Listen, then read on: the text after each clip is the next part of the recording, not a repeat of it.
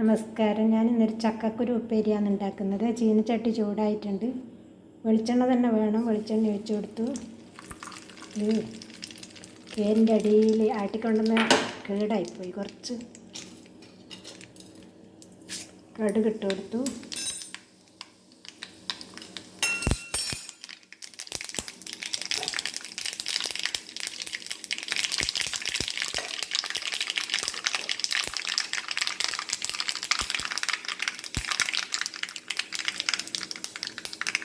കടുക് പൊട്ടുമ്പം വെളുത്തുള്ളി ഇട്ട് കൊടുത്തു.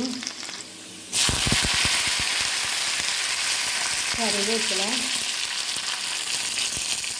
ഒരു 4 ഉണക്കമുളക് ഇട്ട് കൊടുത്തു. ഉള്ളി നന്നായി ചുവന്ന് വന്നിട്ടുണ്ട്. ഉപ്പും മഞ്ഞളിട്ട് വേവിച്ച് ചക്കക്കുരു ചേർത്ത് കൊടുത്തു. കുക്കറിൽ ഞാൻ 2 വിസിലാണ് എടുപ്പിക്കുന്നത്. നന്നായി വെന്തിന് ഉടക്കാനിട്ടാണ്.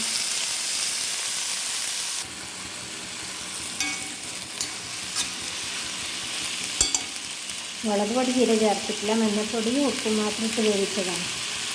ഈ വേവിച്ച കുക്കറിൽ വെള്ളം ഉണ്ടെങ്കിൽ വെള്ളത്തോടെ ചേർത്ത് കൊടുക്കാം. ഞാൻ ഒരു 1/4 ഗ്ലാസ് വെള്ളമേ വെച്ചിട്ടുണ്ടായിട്ട്, അതുകൊണ്ട് ഇതിൽ വെള്ളം ഉണ്ടായിട്ടില്ല.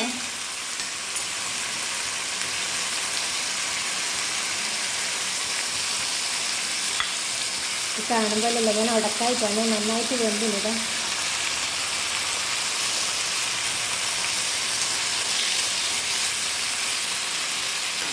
കുറുക്കി ചവക്കാൻ ഉടക്കാത്തതല്ലേ നല്ലത്. ഇനി തേങ്ങ ചേർത്ത് കൊടുക്കാം. എരിവ് ഇഷ്ടമുള്ളവർക്ക് കാന്താരിയെല്ലാം കുറച്ച് ചേർത്ത് കൊടുത്താൽ നല്ല ടേസ്റ്റ് ആയിരിക്കും.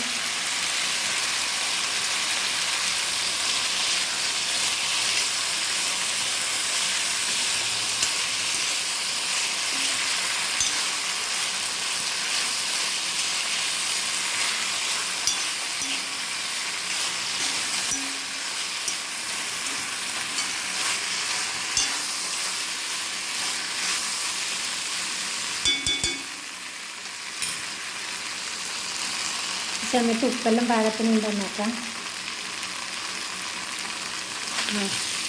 ഉപ്പെല്ലാം പാകത്തിനുണ്ട്. നല്ല വെളുത്തുള്ളിൻ്റെ ആ ടേസ്റ്റെല്ലാം ഉണ്ട്. വെളുത്തുള്ളിയും കറിവേപ്പിലയും. ഞാൻ പച്ചമുളക് വേവിക്കുന്ന സമയത്തും ചേർത്തിട്ടില്ല. പച്ചമുളക് കാന്താരിയെല്ലാം നല്ല എരിവിൽ ചതച്ച് ചേർത്താൽ നല്ല ടേസ്റ്റ് ആയിരിക്കും. ഞാൻ എരിവ് അധികം ചേർത്തിട്ടില്ല ഇന്ന്. സാധാരണ എരിവ് നന്നായിട്ട് ചേർത്തിട്ട് ഉണ്ടാക്കൽ. തേങ്ങ ചൂടായിട്ടുണ്ട്.